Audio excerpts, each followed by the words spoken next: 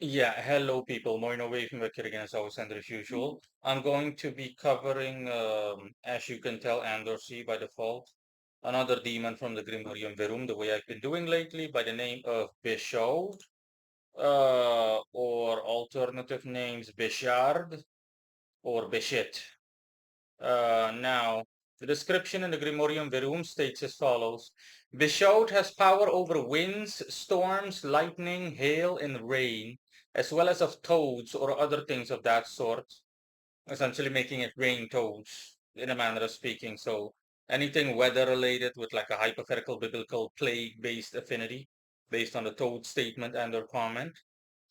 Now, I looked into this, and let me say right off the bat that this is not correct. An error was made in which he was mistakenly attributed to having weather-based affinities, specifically Saturnian. Again, specifically, or to be precise, the zodiac sign aligning with the zodiac sign Aquarius and or similar or related. And that's why. So if you were to ask him for this, which he told me people have, the results he produced were minimal and only under favorable conditions, considerably favorable conditions.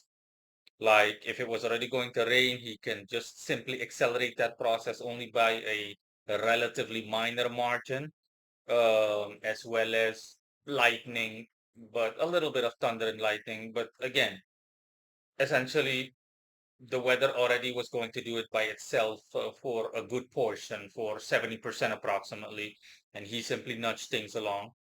Um, and by the way, he also thanked me for clearing things up regarding what he can do and his nature. Um, Now, before I continue, Bechaud, yeah, Bechaud looks like a Bechaud or Bechard. I'm simply going to use Bechard. Bechard looks like essentially a xenomorph in a manner of speaking, with the that is beige in color. Um Let me give you an example of.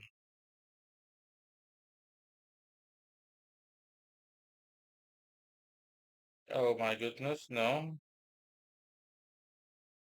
For people that remember the cartoon Pokemon, um, think of like a xenomorph version of this, and a realistic one, but one that is beige in color. And for people that don't know what a xenomorph is, for whatever reason, uh, this is a xenomorph, but Bechaud is not as terrifying in a manner of speaking as a xenomorph.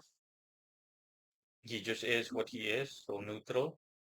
Now, that out of the way, his skill set, Bechaud is Venusian, corresponding to the zodiac sign Taurus, but he has strong Mercurial and Uranian influences, and I'm obviously going to explain. It's not a black and white matter, so he's more of a mixture. But if you have to choose correspondences, it would be either Venusian, Mercurial, specifically the zodiac sign Gemini regarding Mercury, or Saturnian influences. Why?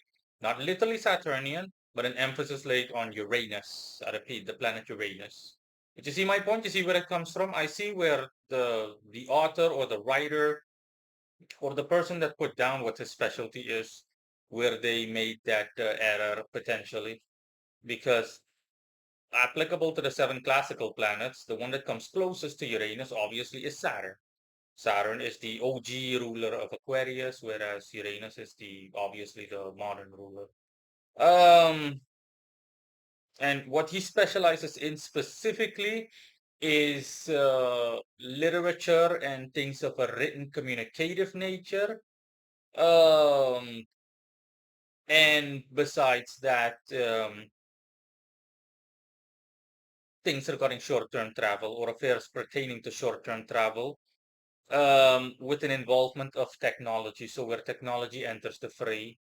So think, of course, by today's standards, it's almost going to be the examples I'm going to give are going to be impractical because they already exist. But think Middle Ages, then yeah, you can see for yourself that these things could be quite handy. Again, that's where the Uranian thing comes into play, technology and everything.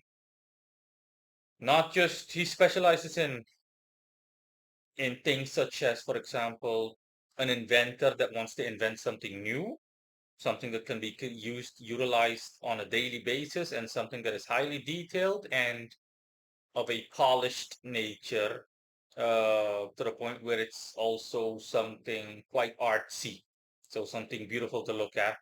So imagine if you were living in medieval times, something akin to the world's first typewriter, um, somewhat something akin to the modern version of a pen, or just plain a pen as we know it by today's standards, or at least the very first pen instead of using a feather,